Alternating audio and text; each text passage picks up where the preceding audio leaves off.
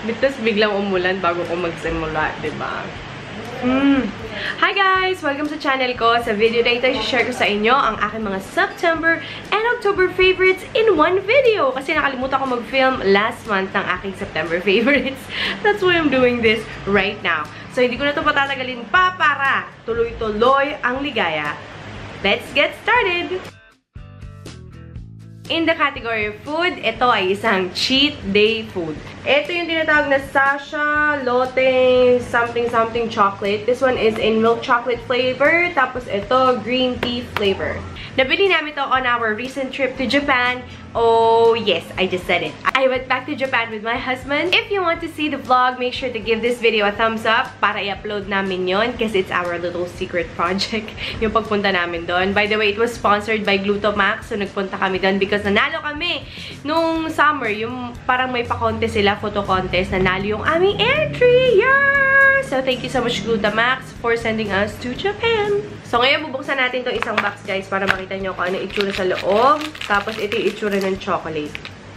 Look at how beautiful this is. So, ito yung matcha flavor. Mas masarap to, guys, kapag pinreaser nyo. Kasi nagka-crack yung mga maliliit na strips or lines ng chocolate. And you know what? It's cheat day today. It's a Saturday. Might as well. On this hair category, you know very well na hindi ako mahilig mag-shampoo everyday. Thumbs up this video kung pagkapareho tayo or kung may mga kagaya ko, type it down in the comment section. Anyway, so dahil hindi nga ako mahilig mag-shampoo everyday, kailangan talaga at necessity para sa akin ang dry shampoo. May bago ako na-discover na dry shampoo. Siguro nakikita nyo na to sa inyong mga IG feed or Facebook feed. This is called the Hairy Fairy Dry Shampoo. Pinadala sa akin to ni Miss May Satsuki. And let me tell you guys, ay grabe, ang bango. Parang ano lang, parang ka nang naligo ulit. Ganun ang amoy niya. Grabe.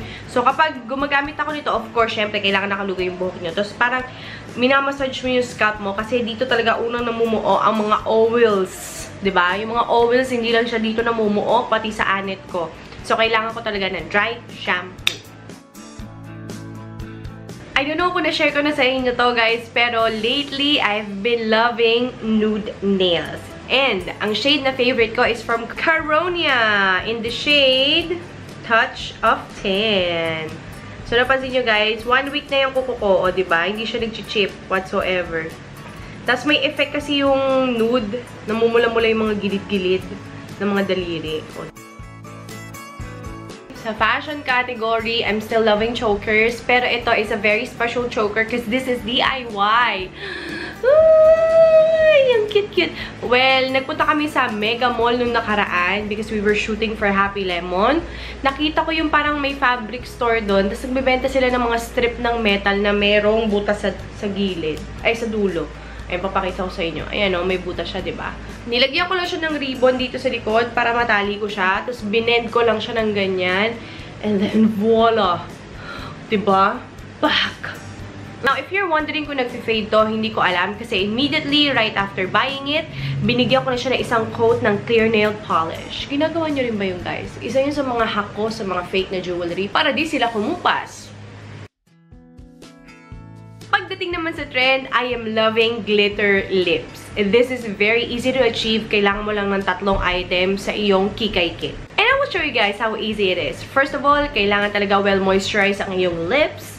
Pagkatapos, kuha ka ng liquid lipstick. I love this one. This particular shade from Matte in Detail. Ang ganda-ganda niya. Tapos, very comfortable siya para sa akin. Pagkatapos, kuha ka ng lip gloss na may mga tiny specks of glitters na. You're going to put that right on top. Okay, ito yung magiging adhesive ng iyong glitter. Now, yung glitter na ginamit ko dito is yung glitter na nilalagay sa kuko, which I don't advise you guys to do. Mas maganda na gumamit kayo ng cosmetic grade na glitter, pero kasi pang pakeme lang, pa-effect, yun yung ginamit ko sa lips ko. Again, I don't recommend na gumamit kayo ng glitter na nabibili lang sa National Bookstore or wherever. Pero, to come up with this look, yun yung ginamit ko kasi. For video purposes lang. In the makeup category, I have 2. This is the Vibrating Foundation Applicator. This is what they call the Color Me Flawless in a Flash Foundation Applicator. Automatic siya, tapos nagba-vibrate siya, tapos it can spread your foundation in the most amazing full coverage way. I have a review on this. I'm not really sure kung na-upload ko na, but stay tuned for that. Malamang yon nandun na sa I button or nandun sa description box. If you want to get your hands on this little guy, the link is down in the description. This is from Sephora.ph. Here is another makeup favorite. This is Essence Triple XL Shine. It's lip gloss in the shade Bubble Babe. I don't know if you guys can see, pero parang may iridescent pink gold effect siya. Maganda siyang pang-topper sa mga lipstick or liquid lipstick, as you can see on the lips right now. Ito yung ginamit ko na lip gloss to achieve this look in combination dun sa brown na glitter. Sa skincare naman, may bago akong discovery. This is, ano man tawag dito? Annie's Way Jelly Mask. Dun sa flavor na Arbutin Hyaluronic, Arbutin Hyaluronic Acid. Ayun, hirap na hirap ako sabihin yon. Anyway, pag binuksan nyo siya, guys, very clear lang siya na gel. O, diba? Parang hair gel lang. Noong una, parang hindi ako masyadong sold dito sa product na to. Pero parang may naalala akong video ni Michelle D na sinabi, don't quote me on that. Hindi ako sure. Pero parang sa kanya ko nakita to una eh. Luckily, kinontak ako ni Pretty Coats PH asking me if I wanted to try this. And sabi ko, okay, sige, send nyo sa akin. Tapos nung tinry ko siya kagabi, wala naman ako masyado expectation sa kanya. Pero oh my gosh, grabe guys. After ko siyang iwanan sa mukha ko for 15 to 20 minutes, nung winash off ko na siya, or actually not wash off, pero parang nirinse ko siya ng tubig. Ay, ang ganda ng face ko. Parang mamuti-muti. Another skincare product, or actually dalawa sila. I use them in combination. This is the Origins Checks and Balances Frothy Face Wash na I got from Miss Pam. Ang galing ng effect nito sa mukha ko. It's not overly drying, but it can actually get rid of the makeup, leftover makeup on my face. Tapos may mga days na talagang tamad ako mag-skincare. Ito lang ginagamit ko in combination with the T.N. Dickinson Witch Hazel Toner. Naalala nyo sa isa sa mga videos ko, sinabi ko na binili ko lang yung mas maliit kasi I wanted to give this a try. Ay, grabe. Ang ganda nito sa balat ko. Hindi ako masyadong tinitigyawat pag itong ginagamit ko. Well, there you have it, my friends. Those are my monthly favorites. Actually, in combination na nga siya, diba? September tsaka October. In one. So, I hope na nagustuhan nyo yung mga products na shinare ko sa inyo. Kung may mga bagay kayo na gusto nyo pang i-review ko, or if you have recommendations na sa tingin nyo magiging parte ng aking monthly favorites, type it down in the comment section. And before ako matapos sa video na ito, let me just quickly announce something, guys. Remember, I've been telling you about this awesome, magnificent, fantastic makeup workshop na pinaplano ko pa since nung mga parang June or May pa ata yun. We finally have a date. Okay? The date is November 19, 2016.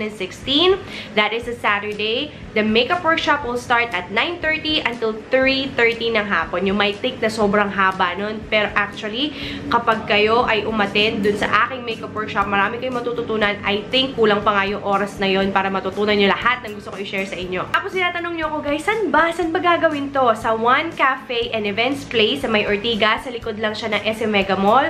Para mas madali para sa inyo. Mag-Uber pool kayo para mas mura, di ba? And use my code, that's Criselle, KRISE, to save 200 pesos off on your first ride. Or it's almost for free na nga eh. Magkano ba to? It's 2,500 only, guys. Sobrang cheap lang siya. So, yung mga kuripot dyan, nakagaya ko, parang isipin nyo, hala, ang mahal-mahal naman ng 2,500. Ba't hindi nilang 500? Ba't hindi nilang 1,000? Huwag kayong mag-alala, guys, kasi sobrang worth it ng babayaran ninyo sa makeup workshop na ito. Ang dami nyo matututunan, ang daming chances of winning, ang ganda ng mga prizes natin, and also yung mga loot bags natin, full of makeup items na you can use not only on that day, but you can use for the rest of your life. Speaking of makeup products and brushes, may mga nagtatanong sa inyo, magdadala pa ba ako ng makeup? Yes, magdala kayo ng makeup para mas maraming option. Pero definitely, kung wala kayong makeup, dun sa inyong mga loot bag, meron basic makeup brushes, and meron din doon mga eyeshadow quads, and also mga falsies that you can wear on that day. And meron tayo isang mahabang table na punong-puno ng makeup na pwede nyong gamitin on that day. Don't worry guys, hindi kayo magugutom. Sagot ko kayo, sagot ko ang inyong lunch and ang inyong snack. Pagkatapos, pwede kayo mag-emote-emote doon kasi meron tayong photographer na kukuha ng inyong glamour shots. Kung may mga tanong pa kayo about this makeup workshop, don't forget to call or text me. The number is right here and sasagutin ko kayo through text. And for more details about this makeup workshop, check the link down in the description. Again, maraming salamat sa panonood niyo sa akin. Siguro medyo matagal itong favorites video na ito, but I'll try to squeeze everything in under 5 or 10 minutes. But yeah, thank you so much guys and I'll see you next time. Bye!